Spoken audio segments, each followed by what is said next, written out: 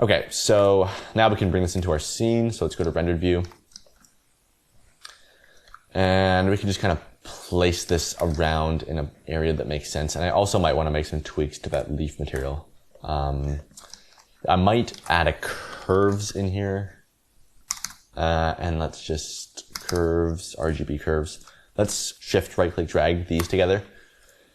So that's running into the base color and the translucent color. And I'm just going to drop a curves right here and just bring that up a little bit. And I also wouldn't mind if it was a bit more, like yellow. So let's take a hue saturation and just turn the hue down to like 0.46, something like that. And we can just kind of duplicate this around. I'm pressing Alt-D on this. That'll save you a little bit of time in the render, at least. Should speed things up slightly if you Alt-D it. So I'm just going to Alt-D this around a bunch of times.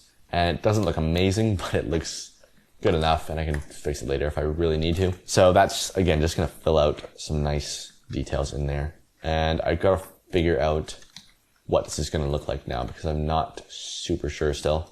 I think that will be fine. You can't really tell that it's there, so who cares? And maybe I could just cover it up with some other thing. Who knows? I really like the look of these, so we'll see if I can include that in there. I also would like a normal map, so let's see if I can generate that. I've made a video on this on my YouTube, but if you just use this deep bump add-on, you can just generate a normal map from an image. It's free, so just deep bump add-on.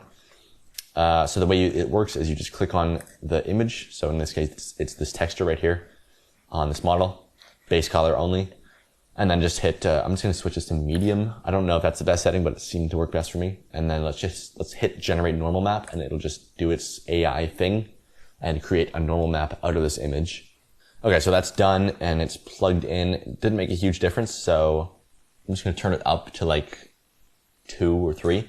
And there you go. You can see now, just based off that image, it just gave us this really nice normal map. It's not perfect, but it's good enough for what we're doing here. So there's before, there's after. Just adds a nice level of extra detail on there.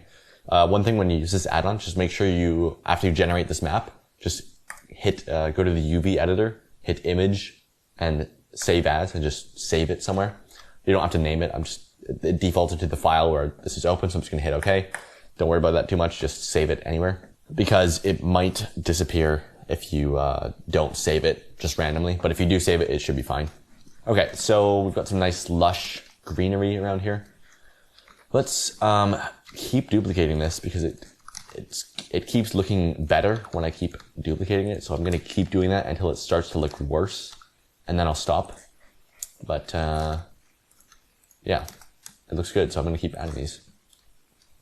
If you look at references of actual forests, or you go walk around in the forest, you'll notice that there's a lot of vegetation. There's like a lot of leaves and just stuff everywhere. So it's okay to like really spam this around to get a more foresty look. And I should probably, add variation. Like I should probably have more than one type of tree, but whatever, like, it'll be fine, I think. So let's do that. So there's a bit of a problem here. So I can see, through the, looking through here, it's just a black background.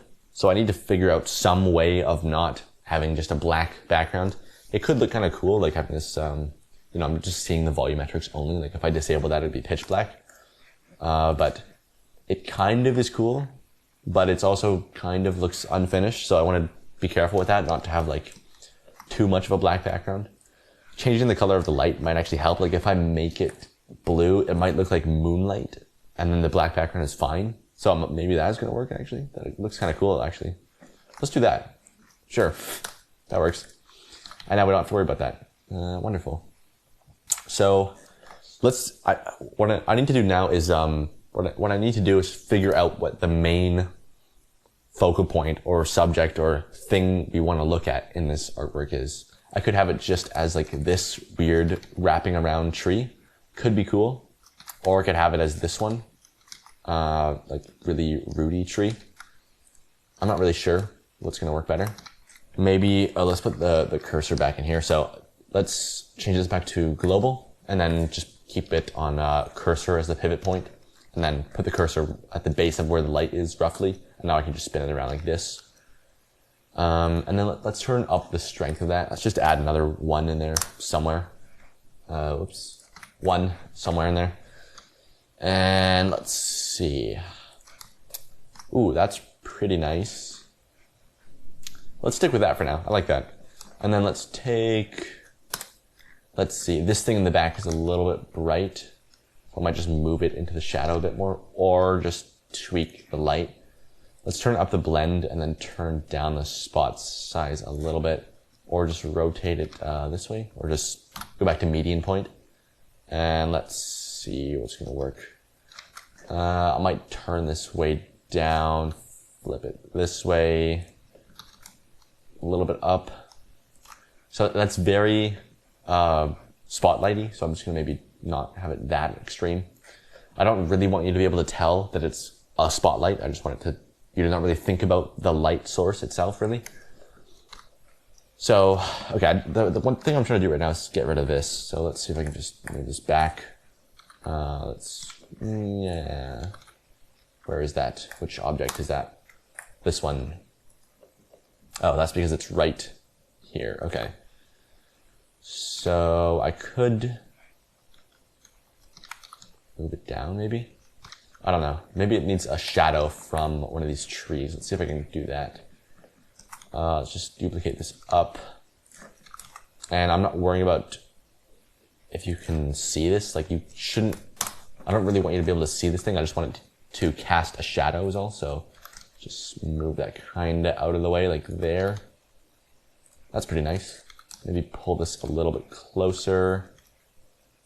And is that tree getting in the way of this? Ooh, it is. Okay. So I'm just moving things around to get the nice, like the kind of shadows that look desirable, and getting rid of, like, I don't know. It's just moving things around until they look good, basically. Let's pull that this way. And I wouldn't mind making a bit more room here. So let's actually delete that tree and just pull this out a little bit. And let's see. Yeah, so basically, it's really hard. This is also something I forgot to mention. It's really difficult to make assets like this by just like modeling it.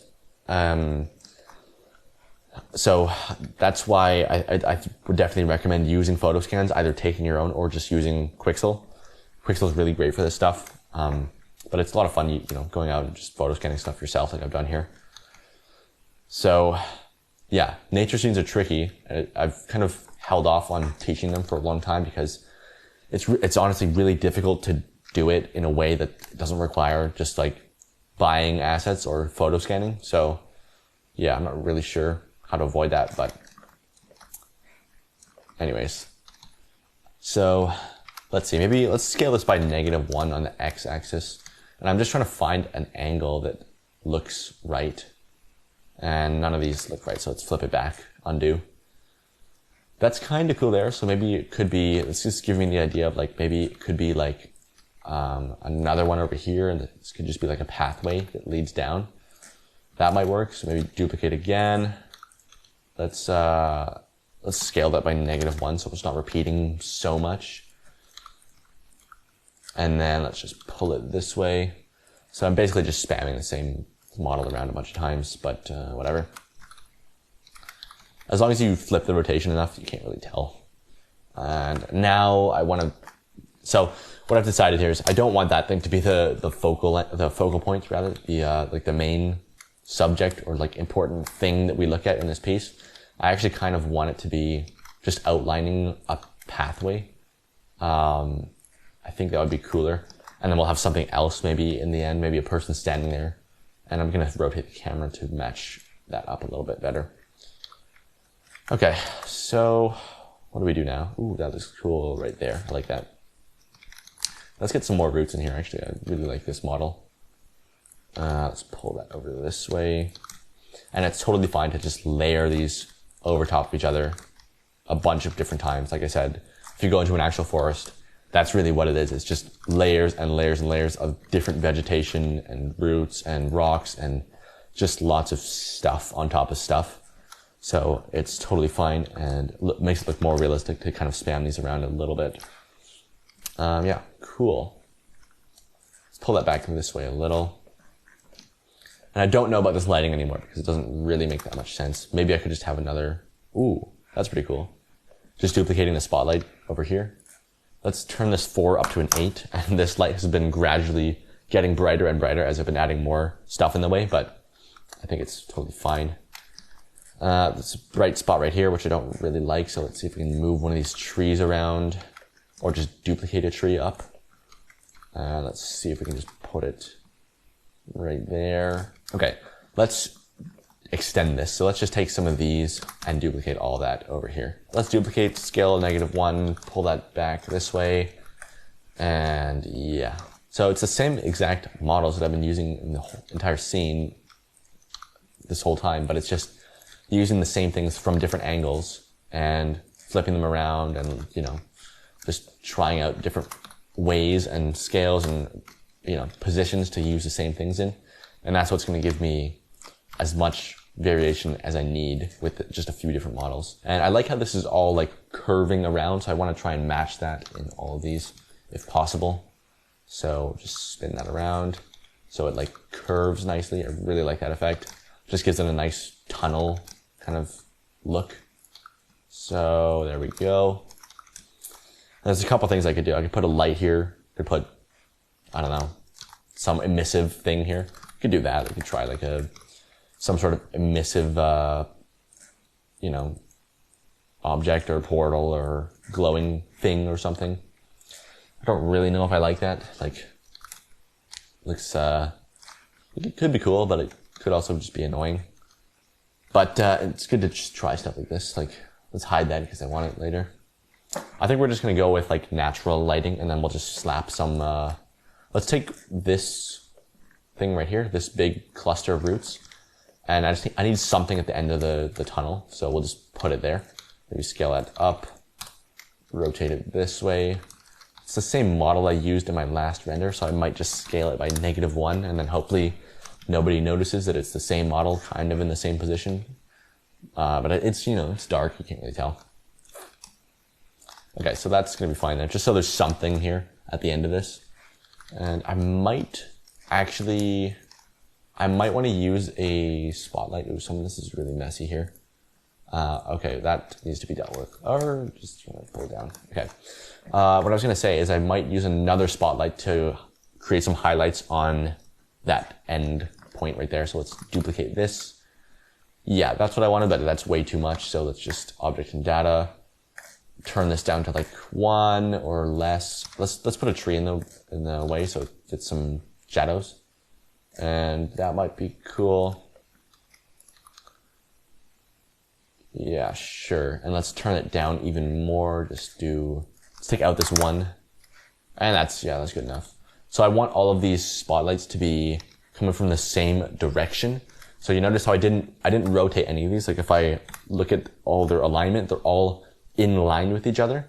The reason for that is because we're using spotlights, but it's, you know, if we look at the image here, if you think about what that light would actually be in this picture, it would be the sun or the moon or something, like, you know, a light coming from the sky. It's kind of hard to tell if it's sunlight or moonlight, but it would be a natural light, which means it's going to be like from a single object in the sky, the sun or the moon, and it's casting light from that one object, and all those rays are going to be going in the same direction.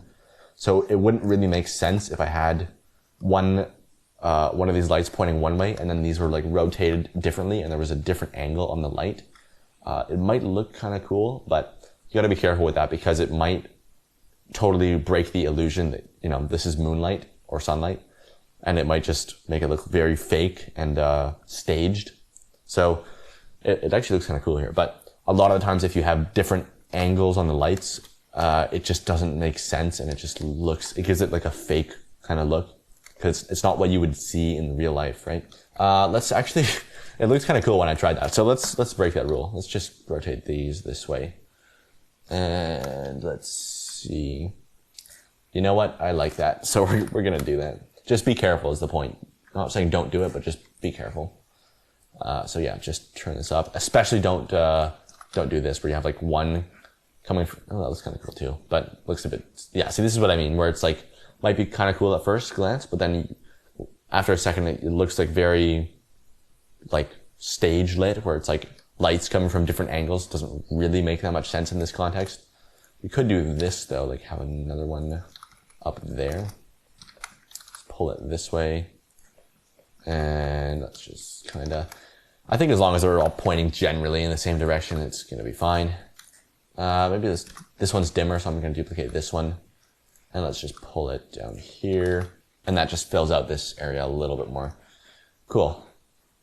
So I should give this a test render. Let's actually just fix this composition a little bit.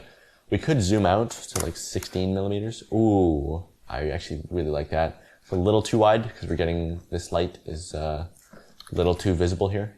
But maybe I can just pull that back a little bit. Decrease the spot size slightly and zoom the camera in a little bit more. It doesn't need to be that wide. Let's do like 18, 20 millimeters, something like that. 19. Cool. And then let's do a test render of that right there. Actually, I want this thing at the end to be a little brighter because it's kind of hard to see at the end there. So let's just double that up. And let's go to solid view. My render settings for this test render are 3000 by 3750, but the test render's at 50% of that, so it's half resolution for the test. We're using 128 samples for the test. I'll probably do 500-ish for the final. And here's my light path settings. I should probably enable some of these and turn on more volume bounces, but whatever. Yeah, I think that's all you need to see there. And it looks pretty good. Still a little weird up here with the no sky. So it's just a black background. I could probably just fill that out by adding, like just slamming more trees in the back there. So we'll see if I can deal with that. So yeah, it's a little messy in here. So I could just cover that up with water. In fact, let's try that and just see what that looks like. Let's just go to all water. If you haven't seen my tutorial on water on YouTube, I'll just link to that. That's exactly what this is. You basically just make a water shader with a, ooh, that looks nice. It's just a noise texture or Musgrave texture into the bump node, into the normal of a principled shader, transmission up, roughness down. That's going into a mix shader with a transparent. That's running out. There's a volume here. Don't worry about that for now. But it's regular water, essentially, transparent mix. The mix factor is this light path is camera ray. That's running in there. And then the volume just adds a little bit of murkiness. If I turn that up, you can see what that's doing. Just makes it be a bit more swampy. I think I like where it's at right now though, so we'll just leave it there. And so yeah, if you don't use that light path thing, it looks like this, which is kind of cool here, but I just want it to be a little bit more see-through. Maybe not that see-through, so maybe let's just take that down slightly, the color. And then maybe a little bit more murkiness, so we can go to double that up, 0.06. That's pretty nice. Okay, I like that a lot. Okay, so let's put that here. So what I'm doing is just trying to fill out the background so you don't see as much of that nasty gray background. A little bit's going to be fine. You're not really going to notice, but not too much, hopefully. And then I want to take up the strength of all of the lights all at once. But it might be easier to just turn up the exposure. So let's just do that. So exposure up. So that's just overall brightness up. 2 is a bit much. So default is 0. Let's just go to like 1 maybe. Up 1 stop. And let's see, what else do we need to do? This is like casting some weird shadows. I might just get rid of that or just pull it down here. Or just back this way. And I don't like how you can see behind here and it's just kind of nothingness back there. So let's just fill that with, well, first of all, let's display this water as bounds. So it's out of the way. And then let's just take this or something and just kind of put it there.